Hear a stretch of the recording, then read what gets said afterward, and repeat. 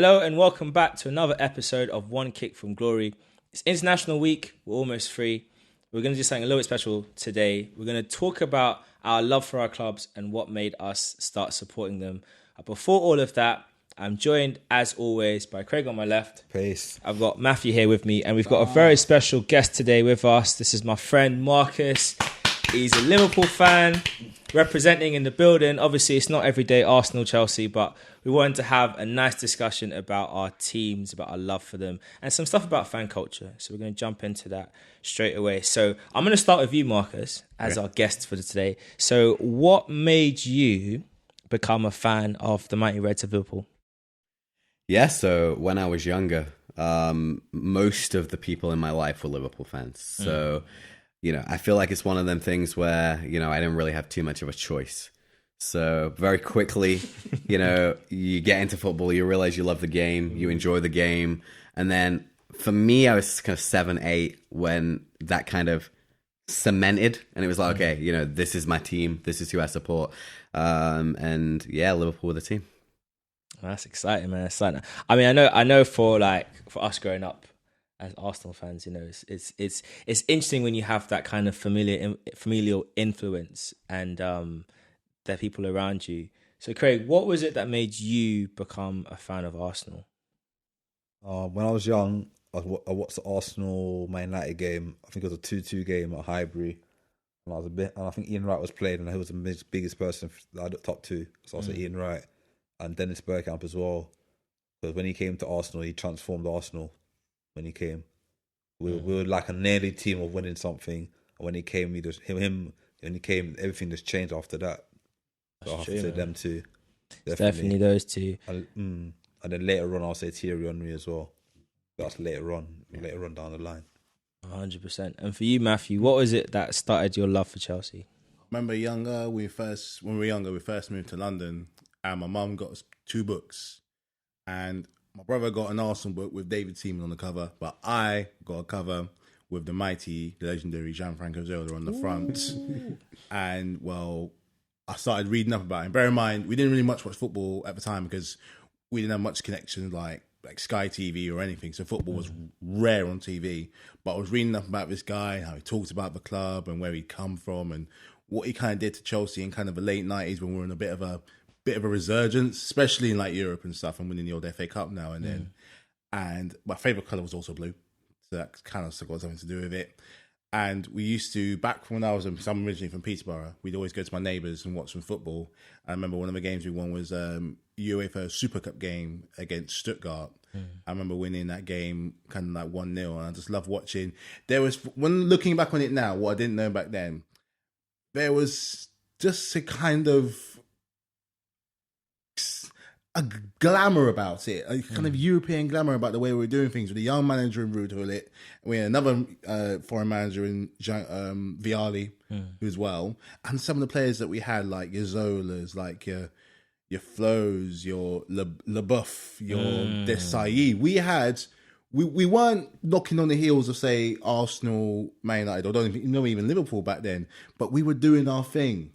And I think we're just kind of proud and happy just doing our thing, and building on to better things. And, we did good in the kind of, especially like the late 90s, when I started.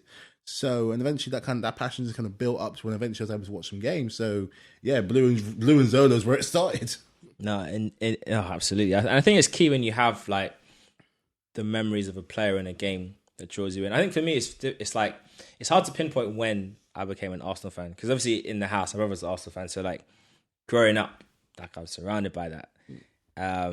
But I think the exact moment when I properly got into football and Arsenal would have been like, I think 2001. That's when that 2001-02 season, I think that's when I properly got into being an Arsenal fan. I had another team I used to like when I was a bit younger because of a very good player, but I'm not going to mention who they are. Guess it right. I might confirm next time I speak. But there's another team I used to have. Like, I think I definitely admired the player more than the team. But for me, Arsenal was just something about the way we played, the culture, the representation of the players as well. I think being young and seeing a team with players that look like you, it makes a massive, massive difference. I know one of my old work colleagues, she was talking about the impact of her 2 boys seeing, Rashford and Martial at Man United, and just for them young boys seeing these two black boys, these footballers, and it just the impact it can have on you. Sancho, Greenwood. Positive role models who are doing the thing. Shame, man, you have a few too many of them. Yeah, Man United have a lot of problems, but at least they got great role models off the field. On the pitch, they need help and guidance and some prayers, thoughts and prayers from Man United. But I think it's just like really cool that we've all had like a good kind of journey into football, and we've had like a close relationship with our teams and stuff. Speaking about players, you know, I can't not talk about Michael Owen. And yes, you know, you go back to the late 90s and the goal he scored for England. I think that, you know, that is someone of my age's iconic kind of childhood memory. And, you know, then Michael Owen was just on a rampage for Liverpool in them, you know, early years, won the Ballon d'Or at 19, 20. And then obviously there's only one that follows, and that's Steven Gerrard. And Steven Gerrard is the iconic role model of every Liverpool fan my age. And, you know, he pulled Liverpool through everything. Champions League 2005, West Ham FA Cup place, the Steven Gerrard final. Gosh. Like, you know, and most of my upbringing as a Liverpool fan was remembering these Steven Gerrard moments. Like, he was there in every major moment, you know, for being a Liverpool fan. It was Steven Gerrard that was there, scoring the winning goal, setting up the pass, cheering on the fans, like, and he's someone that we look to. So yeah, you know, you guys, you mentioned your Thierry Henrys and your Dennis Bergkamps and, you know, John Franco Zolas, and for us it's Michael Owen and Steven Gerrard. We won't talk about Michael Owen moving to Real Madrid. I think that's a good thing you brought up about the memory of a key player that sticks with us. I know previously we talked about the players that we really liked and some of our favourite teams. So I'll start with you, Matthew. Who would you say, I know you mentioned Zola as a key player for you, kind of an early memory, but who's another player that you look back on and be like, that's the guy that made me a Chelsea fan beyond doubt? Got to be Didier Drogba. Didier. Got to be Didier Drogba. I could go for Frank. I could go for Czech. I could go for, you know, other big hitters. But for me, there was something about watching Drogba that just instill that kind of pride and leadership that he had on and off the pitch. This is a very obscure memory that I have. One of my favourite times watching Drogba, apart from because he's a big game player, when he scores in the final, we win. He steps up. That's true, you know. One of my absolute favourite images was before the Champions League final. Bear in mind, this guy's not the captain on the night. He's not the captain. Lampard is. And Terry's shouting on the bench. He's talking to these younger players, like, and the way I look in his eyes, I can't hear what he is saying, but I feel it. Like, he means business. We're coming up against Bayern Munich at their ground in the final that we jinxed our way to. So tonight, we need everything on our side, but most of all, we've got to do our bit. There's no defenders, there's no midfielders. We're all playing a position. Goalkeeper if need be. We're stepping up, and I felt it there. Like, I'm looking at this man thinking, when he's in his zone, that leadership, that pride, that delivering on a big occasion, I felt it. If you want a big game player, you've got to be one person you got to have in your team. I agree on that account. I think we can comfortably say Drogba is definitely a big game player against us. Definitely. Lord, Senderos, wherever you are, Thanks. God bless you. The mental scars, boy. God bless you. Like, just thoughts and prayers. Thoughts and prayers. Over to you, Craig. Like, who would you? Obviously, I know Ian Wright is like a massive influence for you growing up. But like, what would you say then as a game? I know Ian Wright's the main one. We could say Omri, but it's Uncle Wrighty. And like, if anyone knows Uncle Wrighty, like, we would love to have him on the podcast one day. So speaking it out there, it's going to happen. So, what is it? What moment of Ian Wright, for you, young growing up, just cemented that Arsenal's your team? Has to be the 97-98 season when we won the league. So many years we were struggling to win the league, and him breaking the record at Highbury against Bolton when he pulled that iconic when he pulled off his shirt. 187. Like, that moment was just amazing to see, because like, he'd been at Arsenal for a long time, and I think when he came to Arsenal at 28. So half his career was towards the end of his career basically, but he obviously looked after himself well, and when he scored that goal, you can see the passion.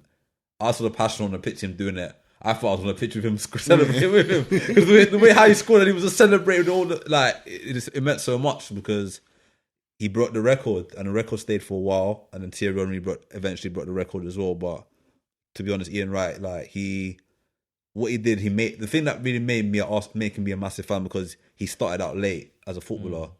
He never gave up on his dreams. He got turned away by so many clubs, turned away. And somebody at Crystal Palace gave him the opportunity to become a player. And he took it with both hands. And he excelled. And I think he inspired a lot, not just black people, he inspired a lot of people to become a professional footballer. Yeah. So that's why I have to say Ian Wright. That's an interesting one. I think in what you're saying, I think it's interesting that you mentioned the fact that he started out late, 27, 28, getting to the big leagues. I know for Jamie Vardy is probably the most recent example of that. There's not many players that get that big move that late in their career. Well, because obviously for a striker, when you're in your late 20s, that's your peak, and then usually you go downhill.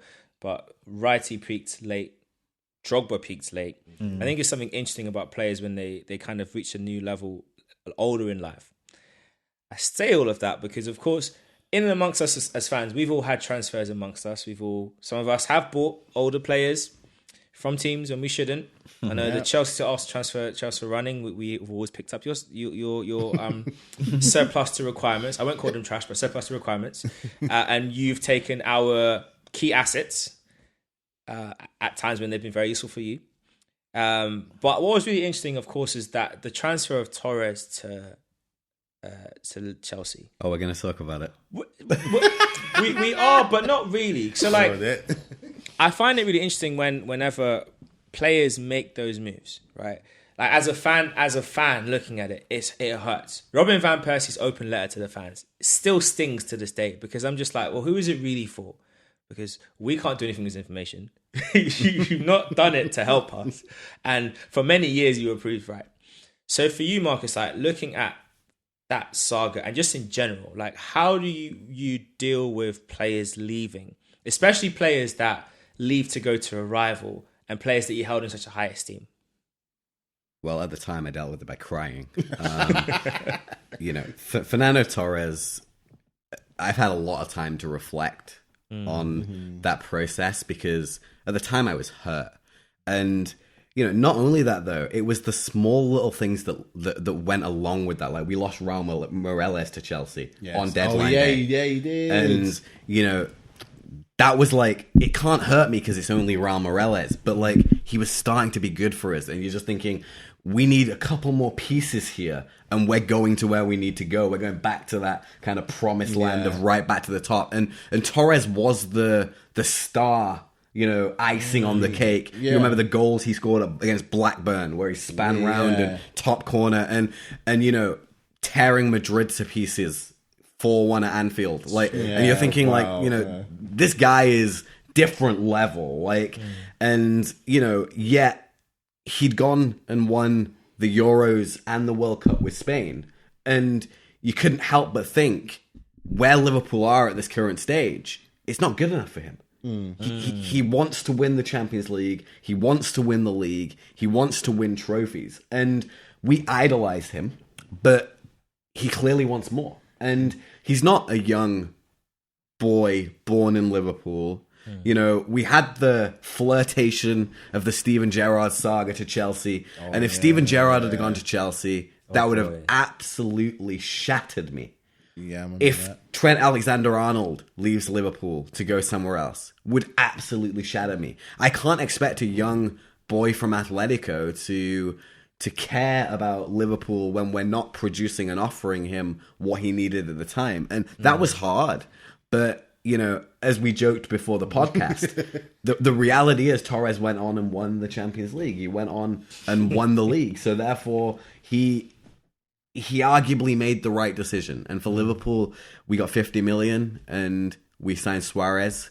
We all know how that story played out. So I think with a little reflection, I understand the move. I don't have as many bad feelings towards Fernando Torres now as a lot of Liverpool fans still do. But yeah, at the time it was quite hard to take. Oh, wow. Thanks, That's though. mad. No, you're welcome, man. But for you, Craig, what would you say then was like one of the hardest Arsenal transfers to deal with, because there's a lot of options, and I think when I say that, you can look at it from one or two ways. You can look at it from in terms of like players that left badly, and we should never have let go. Ashley Cole would be one. We should never have allowed him to get there. He should have become the next Arsenal captain. It's just no reason why the contract offer he was given, the way they changed it. Obviously, he had the city commuters of Jose and others, but that offer we gave him, they should have stuck to the word and not changed it. Yeah. But putting that to one side, you've got transfers like that. And you've got transfers like when Ian Wright left at the time. And you almost wish, could he not have had one season? Could we have kept him one more year? And then he would have been there when Omri was there. Could we have had that for 1 year? What would that have looked like? How would Omri, Bergkamp and Wright, would we have gone to a 4-3-3? Those dreams. Yeah. And of course, you've got the modern day ones, So for you, what was one of the hardest ones of players that left Arsenal? Yeah, I'm gonna have to say two. I'm gonna have to say the Cesc Fabregas leaving to Barcelona, and I have to say Robin van Persie leaving, because the season when Fabregas left, I felt if we could have maybe got one or two signings, I think the problem was we were scoring loads of goals, but we were conceding some sloppy goals as well. Gosh. So I was always thinking, if we could have sorted out the defence, I think we could have challenged that season. The following season when Fabregas left, because we bought Arteta. Was that the season when Fabregas left? Was that the season when we got battered 8-2 by United? He left in... I think that was the season, wasn't it? I think he left before.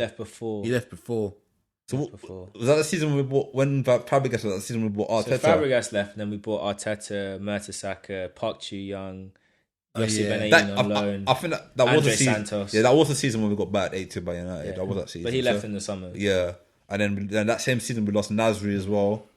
But then the Van Persie one was the hardest one, because he was our captain. The season before he scored 30-odd goals, got us into the top four. Should have challenged for the title, but then by March we imploded again. Then he left to United, won the title in his first season. That hurt. And he wrote a letter to the fans. And he wrote a letter to the fans. But Forget the letter. But that hurt as well, because I think if Arsenal, if we could have kept him that season and improved on the squad, that the players that came in, I think we could have won the league that season with him in the team, with the players that we brought in as well. And that hurt, because him going to our rivals, our biggest rivals, because Man United, Arsenal were massive rivals back then. Him going there and him winning the title, that hurt. I mean, it's a single. Even today, it still hurts. It's the single biggest difference. You take Van Persie's goals, you put the same output he had that season in Arsenal's team win the league. 100%. True. It's just Absolutely. fact. 100%. And Alex Ferguson was very smart. He leaned on Arsene Wenger's leniency in his older years and their friendship. Come on, Arsene, okay, go on then, you're my mate. Listen, here's a lesson, which I think Chelsea do really well. When you're going to sell good assets, and Liverpool do as well, you sell them abroad where they can't hurt you. You don't sell them into your rivals. Or you don't, but we're just a sucker. The thing is, though, right, you have to be at a level to be able to do that.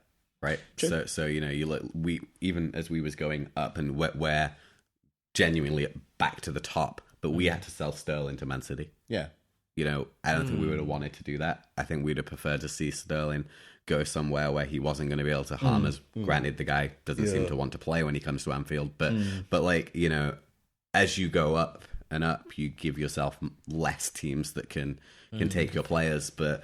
There has been a couple of, Torres. There's been a couple of losses to our rivals as well that have been hard to take along the way. Here's an underrated one for Arsenal in terms of a player they've lost to their rivals, Gael Clichy. 100%. I honestly feel that when Clichy was at Arsenal, when he first came to Arsenal, that season when we won the league, when we were invincible, he was top class. Him and Ashley Cole when Ashley Cole was injured for a little while, he came in and he did very well. He had someone to compete with. But then, as soon as Ashley Cole left and he became the main man at Arsenal, his performances kind of just dipped. His performances dipped. It went worse and worse and worse. So when we sold him, I wasn't too upset that we sold him, to be honest with you, because he kind of lost the hunger. I thought his hunger went down after Ashley Cole left. The competition was not there anymore, and he wasn't really pushing himself to reach the next level. When he went to Man City now, different level. Yeah. So he had competition. Yeah. and he was playing under, I think it was on Mancini's side. Mancini, Yeah, yeah, Mancini. Obviously, Mancini's a disciplinarian. You know how Mancini is already demands the most out of the players. Like, so I feel like when he went to Man City, he became the player that we saw at Arsenal. The young when he was at Young, The young hungry guy. yeah, hungry. Yeah. So you have got a point there, but yeah, that's my thing with Clichy. That's why I don't see it as a big loss, because he stopped developing. And one of the worst things you can do as a player, especially when you're in a team that's has aspirations to win stuff, you can't stop growing. Yeah. I think we can all think of players in our squads, maybe even a few now, that need to move on, because for me, like Lacazette, right? I have an issue with him because I feel like the money we spent on him, he should give us a lot more. And I do not feel like the goal contribution he's given for the fee we paid justifies him replacing Giroud, who frustrated the life out of me. I don't feel it justifies it. And I think when Lacazette eventually moves on and we take a step back and look at both of their careers at Arsenal, I think the record just showed that Giroud was a better player. Yeah, for Arsenal. No doubt. Yeah. And so that's the thing with Clichy. It's like he just wasn't. He stopped growing because I think he got easy. He got bored. I feel like the 07-08 season scarred him because he gave away the penalty in that game against Birmingham, which led to being 2-2. Yeah. And from that moment on, his Arsenal career, I feel like he stalled, and that's when he stopped, and he stopped growing. So, And Giroud still had a point to prove. When he came to us, he still had a point to prove. yeah, Giroud's one of the most underrated players in the Premier League. 100%. He is. 100%. He's one of those players that I think about, like, mentally, he's probably one of the strongest players mentally because he doesn't let anything faze him. Oh, okay, I'm at Milan now. I'm on the bench. Oh, Zlatan's back. No problem. Old man, I'll see you soon. Don't worry. Yeah, you keep scoring your goals, but just go 3 games and not score. I'll get back in. I'll get back. And I'm staying in. That's his mindset. Even now with the French national team, he's not really getting the minutes anymore, which is good. If because Henry's record is there, he's six goals away from taking it. So for me, the longer he doesn't play, hallelujah, Jesus. Benzema, you can take that record. Obviously, Mbappe, that's yours. Giroud, please no. But that's a target he probably still has to get that. And 6 goals. The funny thing is, France could play San Marino. And Giroud could bag 7. That's it. Mbappe scored 4 last week. know, Couple of days ago. And it wouldn't matter that the opposition. No. I'm France's all-time leading scorer. What can you say to me? Nothing. And he won the World Cup as well. And he won the World Cup. Didn't score a goal, but he won the World Cup. So who cares? He scored every time he played Liverpool too. Every time, yeah, by the way. it's- it's- Like, It's true. Yeah. It's true. He scored one for Arsenal where he turned one of the defenders and then curled it with his left foot. Or his right foot, curled it, and that was the 3-3 game. seriously, every time Liverpool game, played yeah. either Arsenal Yeah. or Chelsea, and Giroud, I looked lineup, Giroud's playing, okay, 1-0 already, or he scored. Like, What a guy. every time. What a guy. As you said, he was very underrated as well. Very Yeah, underrated. definitely. Extremely underrated player. Underrated player. But I think it's one of those things that we look back on these players and look at these memories, and I think it's really important as fans, like not just the memories we have, but the memories we can create. And one of the biggest things that we've seen, like over the past summer, of course, is the World Cup talk. And the way how that's going to mess up next season, I think it's just disgraceful. I honestly feel like there needs to be something seriously looked at into the corruption in football, because I think it's disgraceful. And then the Super League talk, and there was the massive, let's all make this thing stop. Let's all get everyone behind it. This is just a travesty. And yet you have fixtures that get changed the night before a game. Still, so a game that should be a 3:00 becomes a 5, or it should be a 5:00 becomes a Monday at 8, when the trains start running past 10. So people aren't able to get home, and then the trains they've booked, the delays because a leaf fell on our rail system's rubbish. So a leaf fell on the track, so the trains are now out of order. So one of the things I do wonder is how valuable are fans. Like, we've all been fans of our teams for a long time, and we've all been through the ups and downs. All of us have been through the ups and downs of our teams. Some of us are still in the downs, but that's okay. We still have won the FA Cup on a couple of occasions, more so than the red team in Manchester, who ain't won that in a while. So if they have anything to say, that's all I have to say.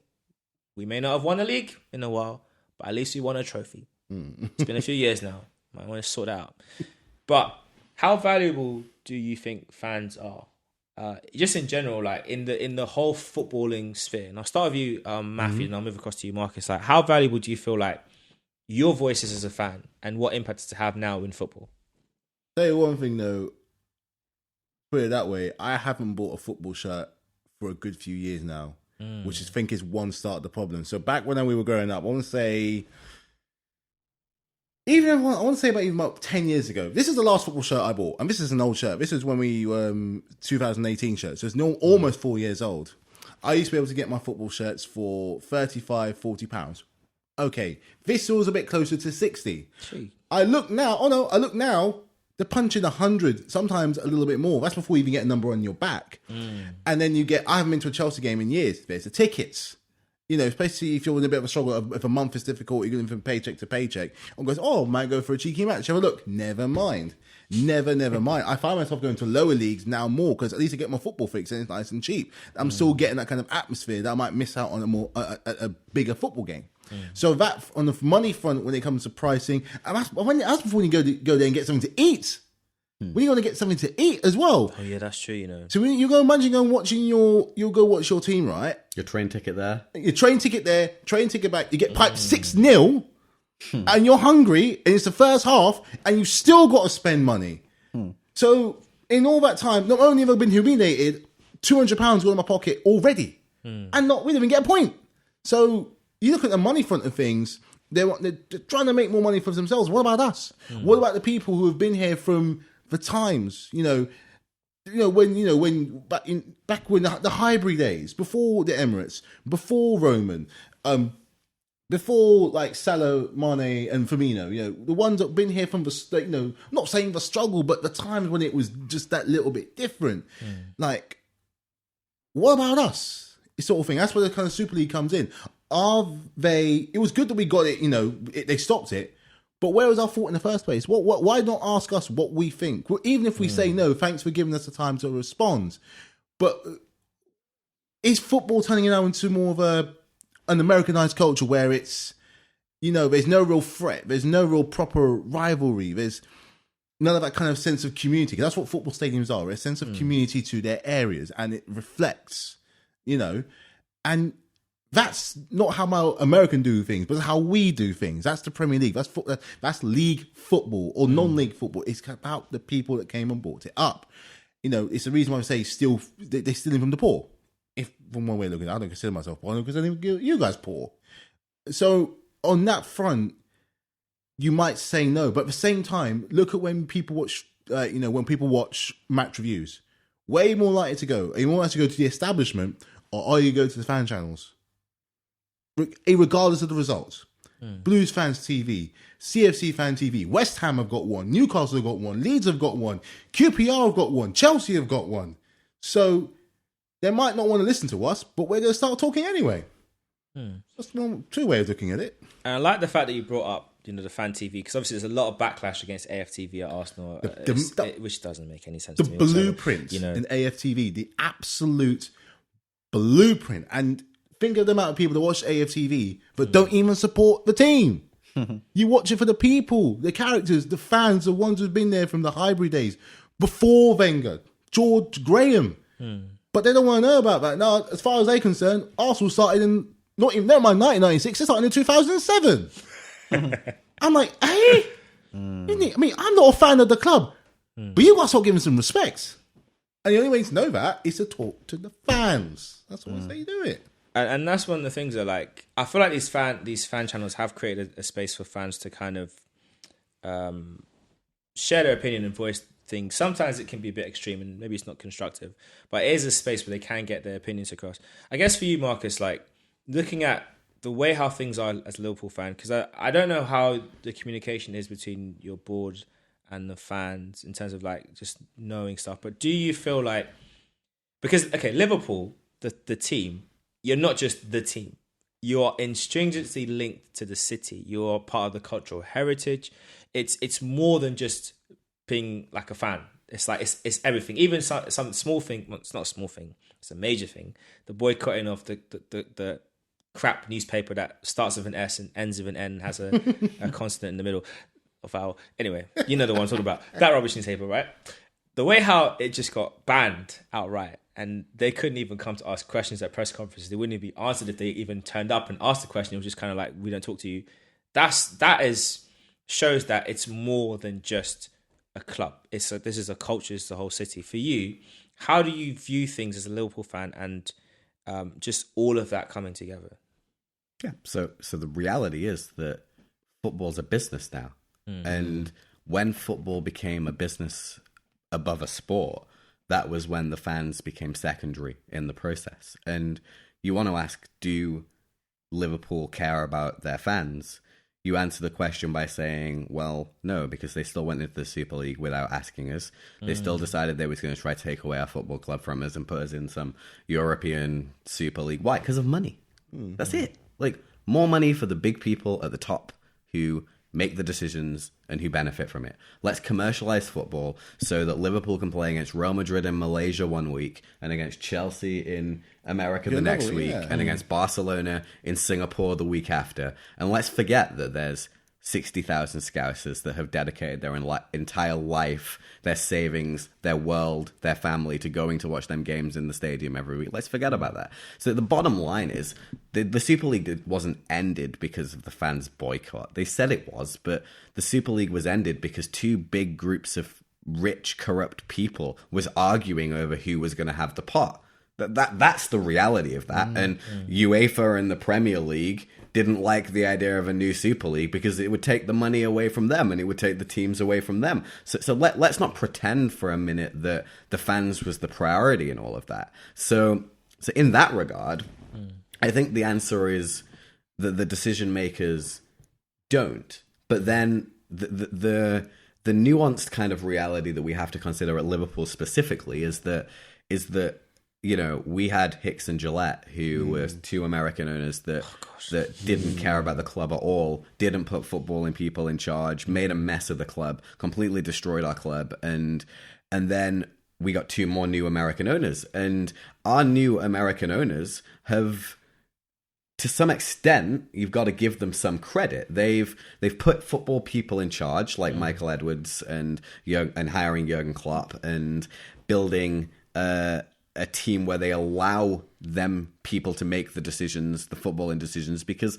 they're not football people. They're American football people. And they've taken us from where we were to winning the Champions League again and winning the Premier League. And, you know, you can ask the questions like, well, you know, do they really spend the money? And, you know, the net spend is sort of like 20 million a year. You know, it's like, okay, they signed Van Dijk and Alisson, but they sold Coutinho, you know, and before that Sterling. And, you know, this is how, you know, they've kind of been able to make the money. The club can spend everything that they make on the outgoings of players and will throw in a 20 million here or there. But what I don't think the Liverpool fans will ever allow the big people at the top to take the club away from us. It's our club. It's the fans' club. End of story. Wow. Powerful stuff. Damn straight. Of course, It's true. powerful, But yeah. it's true. We were here first, man. So I guess then, for you, Craig, like looking at things at Arsenal, because we have tried and done some very stupid things when it comes to protesting. They fired Wenger and we're stuck with Stan. But he spent some money. I don't know why I did that. But yeah, like looking at how our situation with the club, and the club have tried to kind of do things a bit differently now. They've created like a fan forum. I saw the pictures of those who are involved. I'm glad it exists. It's not very diverse, but that's fine. It's a start. I was like, okay. It's you know, okay. We got representations across the board. It's not very gender diverse and it's not very racially diverse, but that's okay. It's the first start. Like, you know, they're trying something. They're reaching out to the community. Do you feel like, looking at how things have gone, the Super League situation, the lack of investment for years? I know Josh had an interview talking about how they view the ownership of Arsenal from a certain point in time, which is when they had sole ownership, and they don't count it when they had majority ownership, which to me is semantics and is nonsense, but whatever. they've put their money where their mouth is this summer. So and the last few summers, so I give them some leeway. Yeah. Do you feel now like, in terms of going forward, that they now have an obligation to maintain what they've been doing, but also then as fans, we now have there can now be a better relationship with us and them going forward? Well, I think they burnt their bridges up before with the fans when the things was not going well on the pitch. When they got rid of Arsene Wenger, they never explained the financial situation, what was going on at the club, lack of investment, opportunity to get higher, better managers at the time when Wenger was maybe towards the end of his career. Not really, like, a lot of things they've done, they didn't do properly, and now they're trying to rebuild. They're trying to rebuild a relationship with the fans. This summer, to be fair, the last 2 summers I have been spending a lot of money. They did invest heavily in the squad, but I still think they still need to invest more money in the squad. For us to get back to the level of top 4 again, we need more. We need more recruitment, I would say. But I like what he's saying. Where anyone can talk and say, "Yeah, I'll do this, I'll do that." I like to see action more louder than words, isn't it? So I like to see more action being done before I take anything they say seriously. Because they could be saying all this now, and then when it comes to the time to do it, they can change their mind and say, "Oh, we can't afford this, we can't afford that." So I like how they back the manager.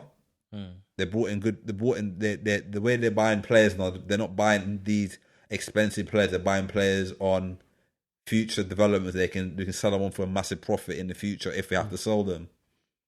Before we'll end up buying this player for a certain amount of money, like a Pepe, for example, 72 million, hasn't worked out. I don't know if they're going to cut their losses or not, but at the time, between him and Zaha, I would have gone for Zaha.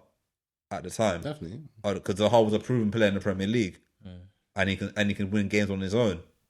But at the time, we looked at Pepe and thought, "Oh, he's good potential. He'd become a great player," but it hasn't worked out. Zaha wanted to go to Arsenal as well, and he wanted to come as well. Yeah. So maybe if Emery had got Zaha, maybe he'd still be an Arsenal manager now. You never know. I think he would. I never know. I think we can comfortably say if Zaha had come to Arsenal, because I was talking about players that they don't develop that well, like Gael Clichy. You get comfortable, you kind of stagnate, don't improve. Yeah, you stay at the same level. Yeah, El Neni, Rob Holding, like Callum there's only Chambers, so far. Callum Chambers improved. Yeah, and then he got his injury, his cruciate injury, and then he hasn't played, and then he's kind of regressed. But like, those players don't improve. I look at Zaha at Palace, and it's like, I don't feel like he's gotten better over the last couple of seasons. I feel like he knows his level, and he's very consistent. He plays very well, but I think he knows his level. I feel like there's more that can come, but I also feel like I look at him and I think it's more for the entertainment now. Like he like if he really wanted to, I think he could just push it up a gear and just be just on about numbers, goals and assists. But I feel like there's some games like the other day against City when it's like, oh, I'm gonna have fun today. I'm gonna play well, but I'm also gonna get into a little scrap. Same with the Tottenham game with Tanganga. I'm gonna get into a little scrap because he's emotional. Yeah, he's emotional. And the problem with Zaha though is he signed the new deal. So once Zaha signed the new deal, Palace had all the power and all the control. And then Zaha 6 months later is like, I want to leave. It's like, well, yeah, sure, 80 million. Yeah. And Arsenal are like, yeah, no. No way. But if you look at Erling Haaland, with the clause in his deal, and the way football's going, signing shorter deals, players have more power when they decide to sign reasonable contracts. And Zaha signed a 5-year deal, a 6-year deal with no clause in his contract. Well, okay, you lost control in that regard. Stuck here now.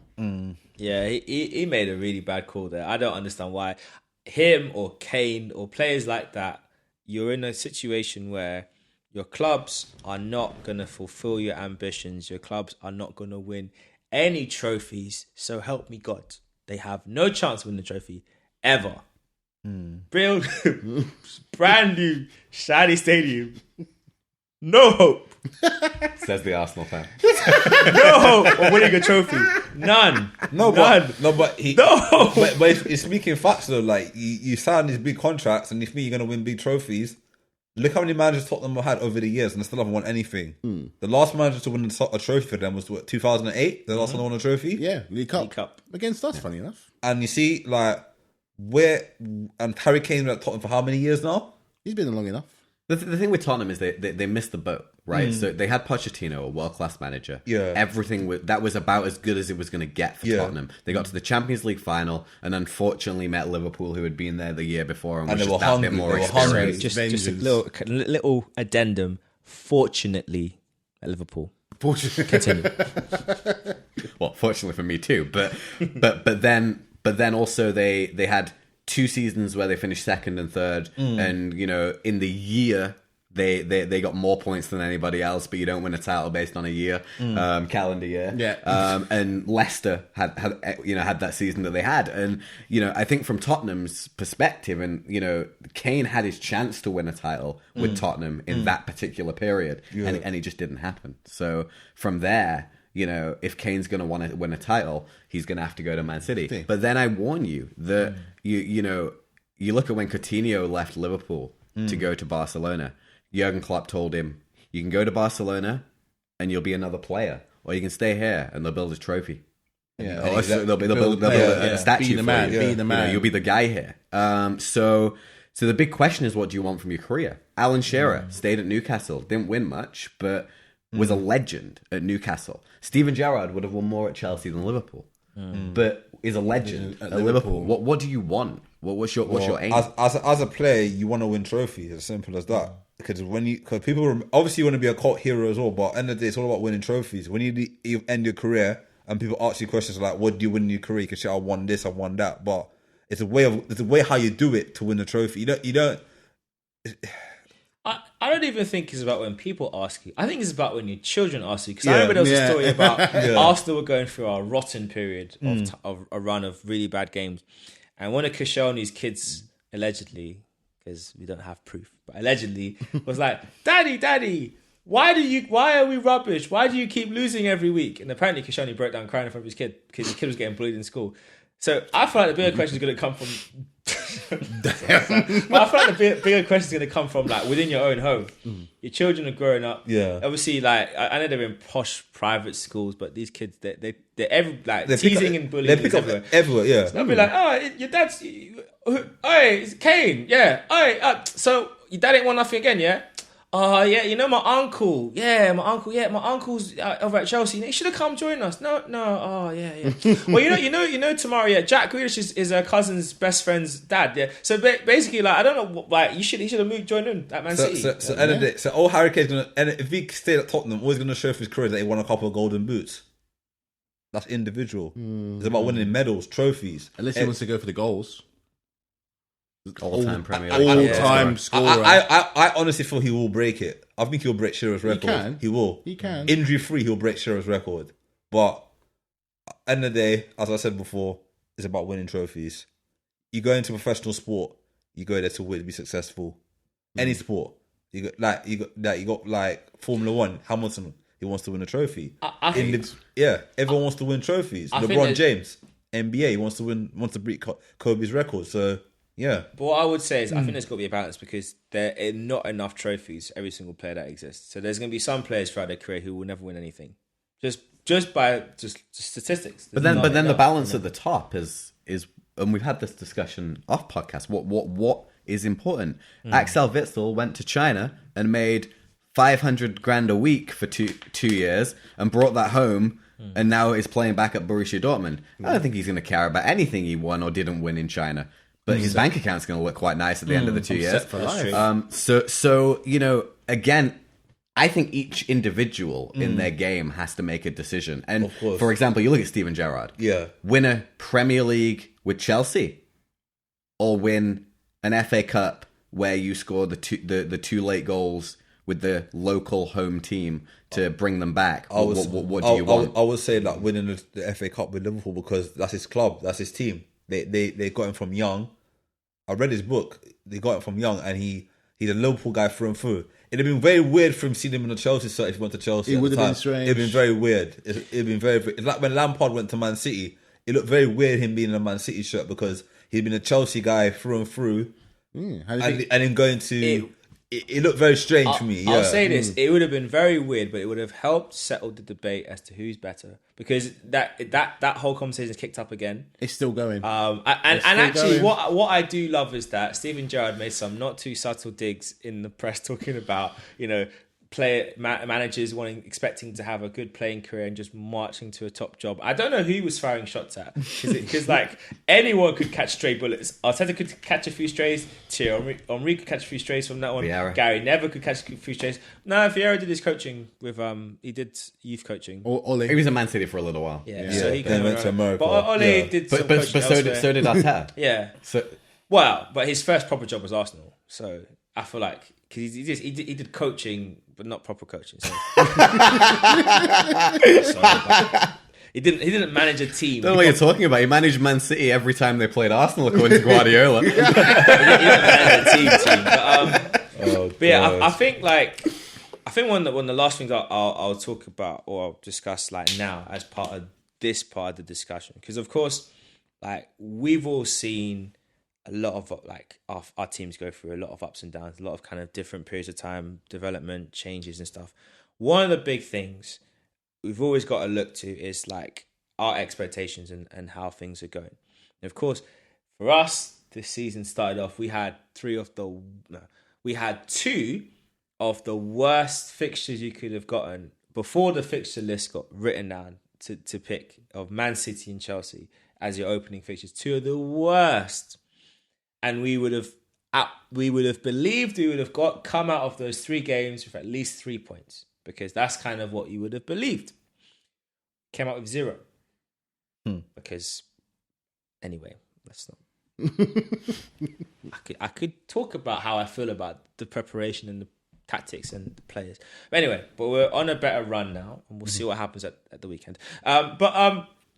Looking at how our expectations pre-season, so I'll start with you, Marcus. Obviously, we all said at the beginning of earlier podcast like how we expect the league season to go and who's going to place where. For you, looking at, I guess, your thoughts pre-season, what Liverpool would do, and where we are, like 10 games in, where Liverpool are placing, how they're performing. How do you feel about the season so far? The beginning of the season, I said Liverpool would win the league.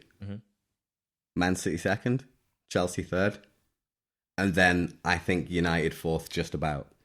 But fourth could have been a mix of quite a few teams, whether it be, you know, sort of like Leicester, who have tried to get close there a couple of times, or West Ham, who is kind of on the up, you know, and then you have your kind of Tottenhams and Arsenals and Aston Villas and Evertons that, you know, you just think probably are going to fall a little short.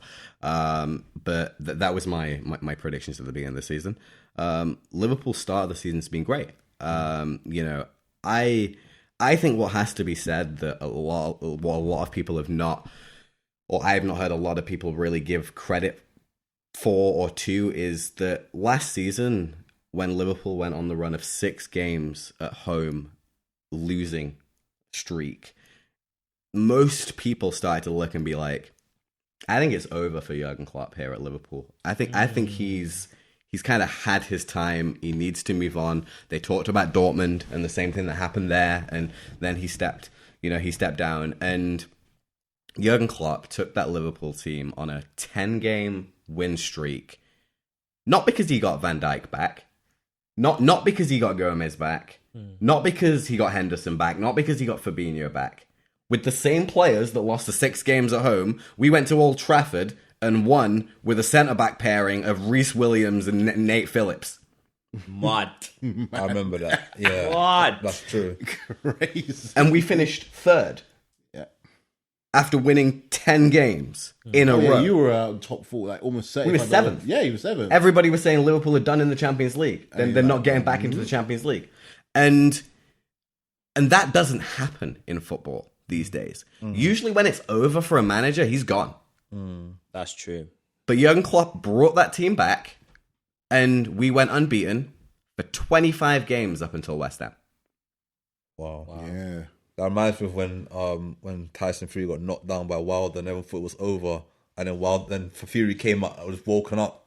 Like that analogy, because everyone did write Liverpool off last season when Van Dijk got injured and they were struggling. Injury, yeah. And I remember one game where I think it turned the season around, is when Alisson scored the header and that last minute header.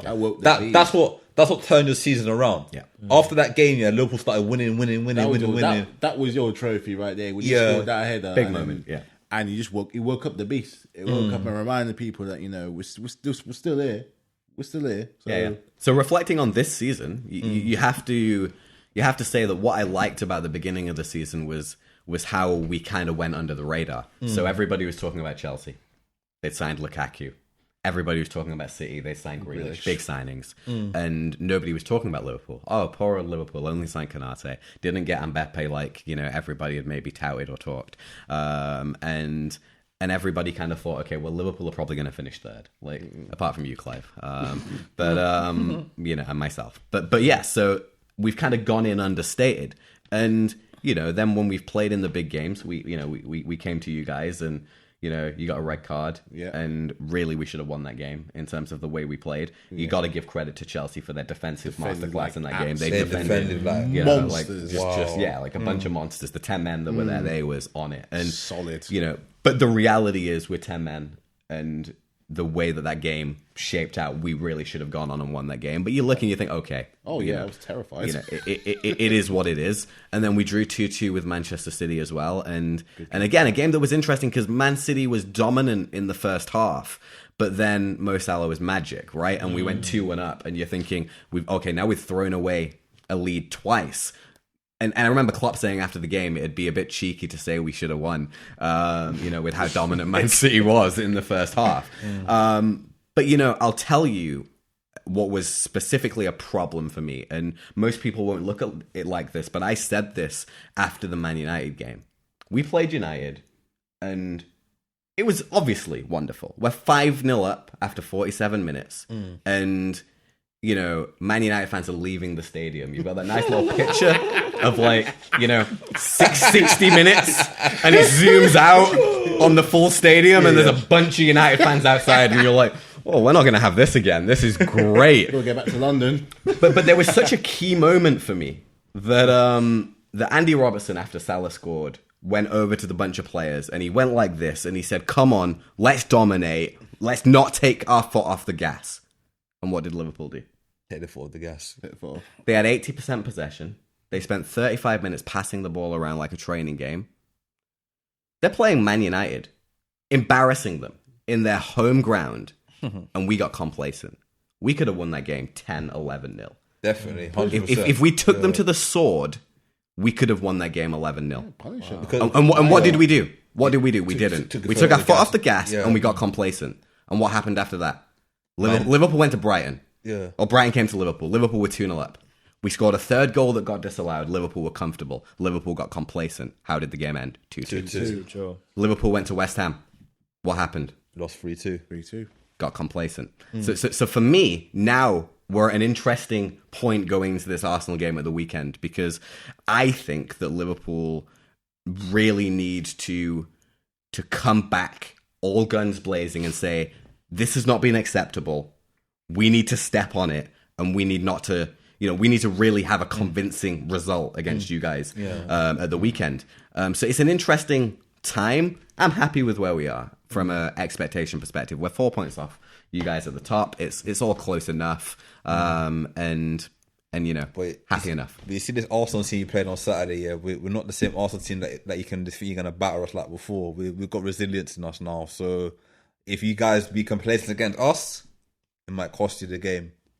I mean, it's interesting. It's going to be an interesting game, but because I think looking at the kind of the journey of this Arsenal team this season, right? So we started the season, we lost 3 games in a row, and I was ready for our manager to foxtrot Oscar at the club and move on.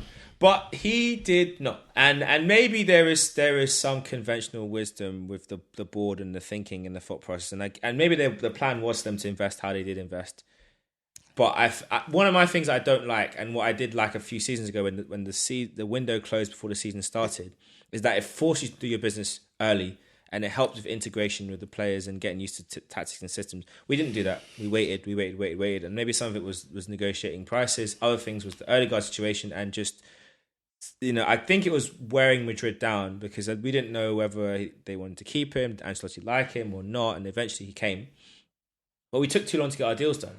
And yet, from the back of our signing these players, look at the difference. Ramsdale has surprised everyone. I don't think there's many Arsenal fans that wanted him at all because what's the evidence? He's got relegated twice. And at that price too. And the price, and considering where we were languishing, you felt like we were on a headspin towards relegation. It's not possible. Arsenal can never be relegated.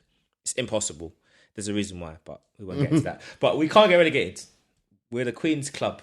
That's why we'll never get relegated. We will never get relegated. There'll be a riot in the Buckingham Palace that ever happened. We are the Queen's Club, and by whatever means, we will stay up. So yeah, we're good like that. So yeah, it was very weird, and I think credit to Arteta and like being able to kind of get the team firing and get things working. And he's turned it around, and we're so close to the top four. We're a couple points out. I mean, I think it's goal difference is the big thing right now outside of it. And that's something we need to really work on. For you, Craig, looking at Arsenal's prospects this year and how things have gone, are you happy now with the progress?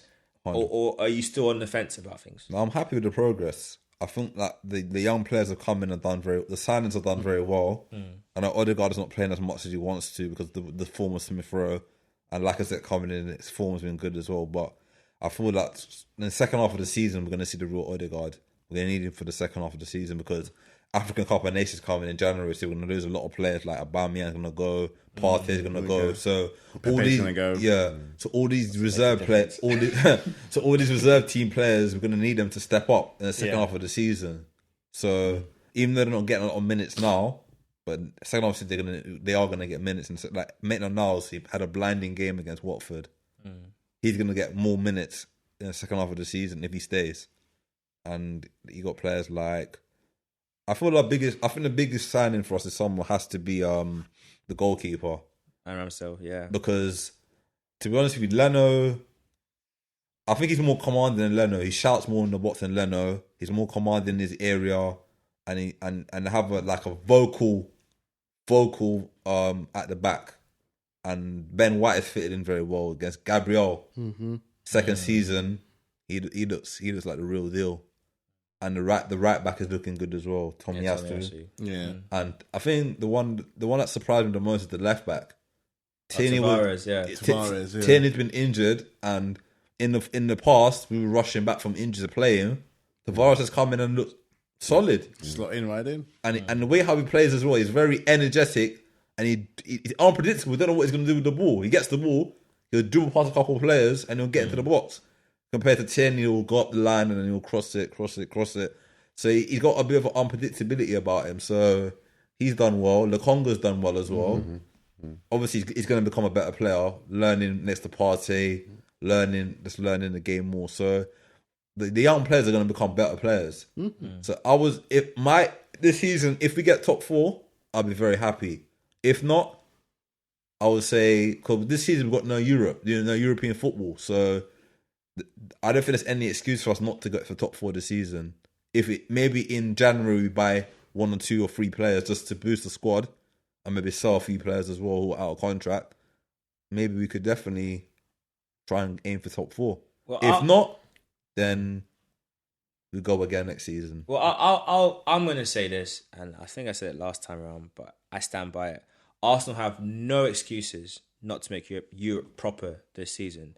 And in fact, with the way how this season is panning out, Arsenal have to push for the Champions League. There's no if, buts, or maybes. There's no it's a 3-year project nonsense. No, the opportunity is there. They got to take it. And if Arsenal can't, and if Arsenal miss out on Champions League and it's due to a few points, maybe I might, okay, fair enough, few points. But with where we started and where we are, Arsenal have to get the Champions League this year. Because to me, it's and that's not to like downplay where we are as a team, as a club, because we're not where we used to be. But if we want to get back to where we want to be, this is when you make the most of these opportunities. I hear you. I just think the magnitude of that challenge is huge. You know, Chelsea, Liverpool, and Man City have almost but secured 3 of them spots. You know, they have streams of world-class players. And I was doing this actually as an interesting exercise with a friend recently where we was going through all of the top 7 teams and saying, how many world-class players do they have in their team? And Liverpool have streams of them. Man City have streams of them. Chelsea have a few less than them too, but Chelsea have also a depth of very, very solid players that are kind of there or thereabouts that the other teams maybe don't have.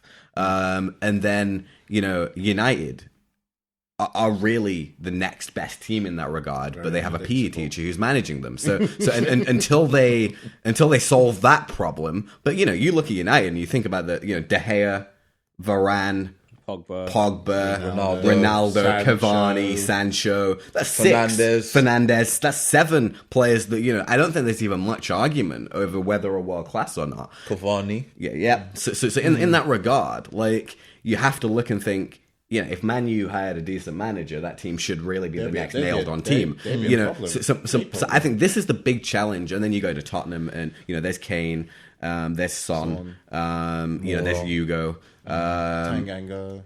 No, that's it. There's others that are there and thereabouts. There's couple are on their way, but then again, I think Arsenal's challenge then is there's still West Ham, there's still Leicester that are kind of in and around that area that they're going to have to be able to tackle. And it's not that West Ham are loaded with world class players, but they found a system, and I'll argue this, that Declan Rice and Thomas Souček is a top 4 midfield pairing if you take the two of them. Solid, very solid. So Antonio's a good player. Antonio's banging in the goals. Yeah. And then obviously Leicester have Vardy, they have Tielemans. Daka. Sorry? Daka. Yeah, Daka. And Didi. So there's players there, and I just think, I say all that to say the magnitude of the challenge for Arsenal to finish top 4. If they do it, fair play. Great. But I think that's a big, big ask this season. It's a massive ask, but opportunity's there. And that's my thing. It's not so much about the ask, it's the opportunity. You got to take it. For where look, we've been languishing. We were languishing in Europa League, and we thought that was bad. We ain't even in Europe anymore. We finished 8th twice in a row. For me, it's like... And the club are going about it the right way and taking steps and not trying to do the quick fix and buy these experienced players that didn't make it. They've gone youth. They've tried to invest in the right profile of players. Yeah. And in fact, what's really interesting, what's becoming more interesting is that with the players we've signed, it seems like Arteta's had a heavy influence in them. Mm-hmm. However, the profiles are working out. So that's kind of good. But, that's for me, it's the opportunity. Don't get me wrong. Arsenal have a couple of young players too that are looking like they could be absolutely top class, like Bukayo Saka, Emmy Smith Rowe. Right. Like, there's a few of them there that you think, okay, these are very good players. I just think that football tends to rise and fall on the quality of your manager. And Chelsea have Tuchel, Liverpool have Klopp, Man City have Guardiola, and that's where then I think the opportunity is there. Because Man U's squad is streams better than Arsenal's squad currently, and streams better than West Ham and Leicester's squad and Tottenham's squad. Yeah.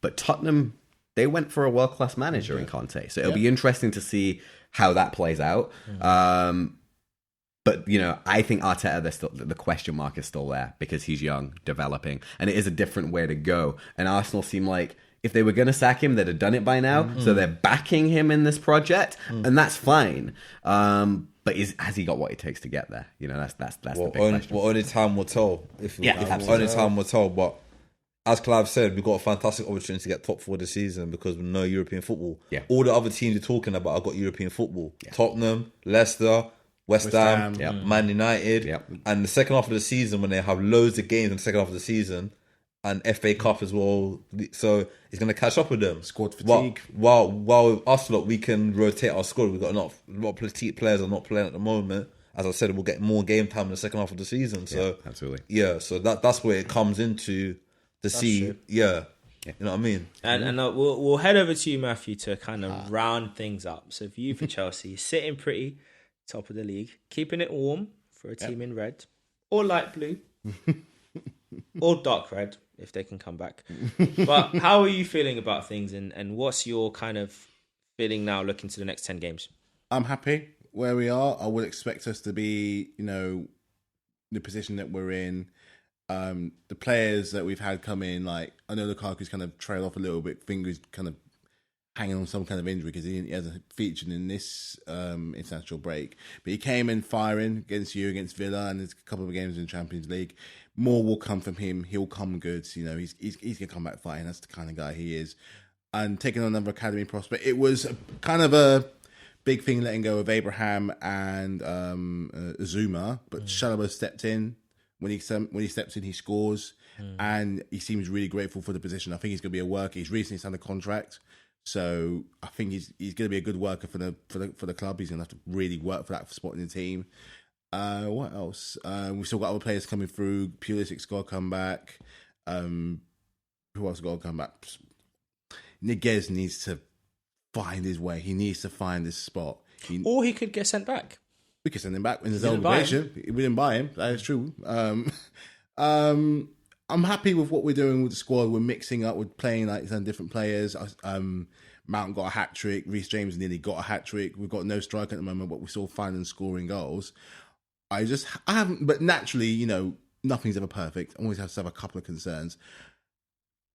Just before the international break, see what people don't know is Chelsea has an ugly sister. It's Charity FC. This is Chelsea's ugly sister, and probably with that is she's a complete opposite of Chelsea. Charity is that she gives things to other teams that don't deserve it.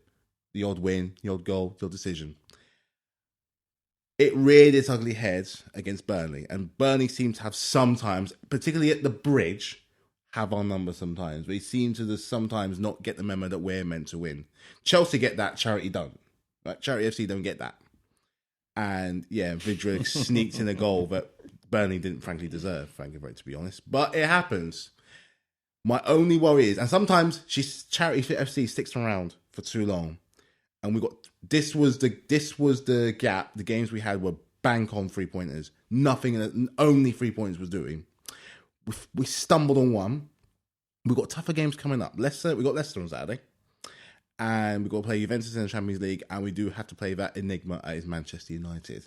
We haven't beat Man U in a while. And, the games are just going to get tougher after this. Is it going to rear its ugly head? I don't personally think that it will. I think we can beat Leicester. But I do see them scoring. I do think that we can do it. Mind you, we've still got our two main strikers to come back, in Werner and Lukaku. I said Lukaku will come good. I do think the addition of him will see something different in Werner. It might be a case of him playing him in a different position. Maybe in the Premier League, he's not a main guy. Maybe he's a 10.